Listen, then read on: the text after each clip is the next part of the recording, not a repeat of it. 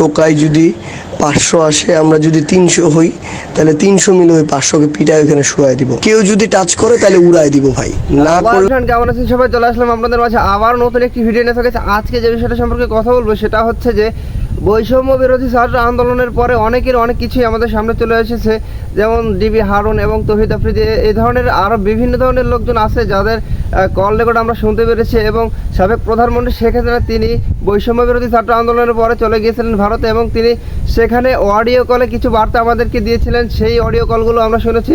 এবার ফাইনালি উপদেষ্টা নাহিদ সাহেব এবং বৈষম্য বিরোধী ছাত্র আন্দোলনের অন্যতম সমন্বয়ক সার্জিস আলম তাদের কল রেকর্ড ফাঁস হলো এবং কি কথোপকথন হলো তাদের মাঝে, সেটাই আজকে আমরা শুনবো। সো গাইস, কথা না বেরিয়ে চলে যাবো আমরা সরাসরি স্ক্রিনে এবং বিস্তারিত থাকতে সম্পূর্ণ ভিডিও জুড়ে। ভাই আমরা আজকের হচ্ছে টাইমটা আর প্লেসটা একবারে একটু ফিক্সড করি, কনক্রিট জায়গাটাতে আসি। আসার পরে অ্যাকচুয়ালি মানে ওই নিয়ে যেতে হবে, ওই মেন্টালিটি নিয়ে যে এরকম টোকায় যদি 500 আসে, আমরা যদি 300 হই, তাহলে 300 মিলে ওই 500কে পিটায় ওইখানে শুয়াই দিব।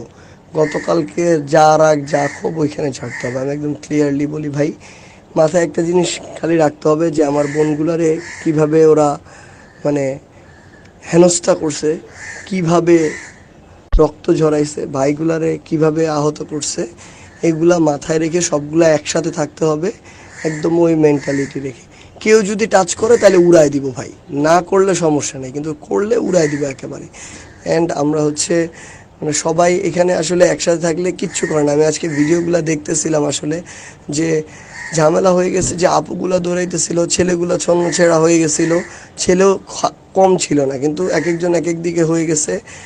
কেউ 71 হলের দিকে, কেউ সূর্য সেনের দিকে, কেউ চলে গেছে হচ্ছে জসিমউদ্দিন হলের দিকে, কেউ মল চত্বরে মানে বিভিন্ন জায়গায় ছন্ন ছেঁড়া হয়ে গেছিল। এইভাবে না হয়ে একসাথে থাকা লাগবে। ছন্ন ছেঁড়া হয়ে গেছিলো দেখে ওরা 30-40 জনের একটা গ্রুপ এসে ইট পাটকেল নিয়ে ছুঁড়ে এভাবে মেরে চলে গেছে আর কি। সো ওই জিনিসটা জাস্ট মাথায় রেখে একটা নির্দিষ্ট টাইমে আশেপাশে যারা আছে ভাই বন্ধু টন্ধু যারা, সবাই হলে চলে আসুক। হলই সবচেয়ে সেফ আসলে, হলের ভিতরে কিছু হবে না। 21 হল থেকে যেটা হয়েছে যে 21 হলে কিন্তু কোনো এইসব ক্যান্ডিডেট ফ্যান্ডিডেট কাউকে ঢুকতে দেওয়া হয় না, শুধুমাত্র সব স্টুডেন্ট আছে এবং আমরা সবাই একসাথে থাকবো।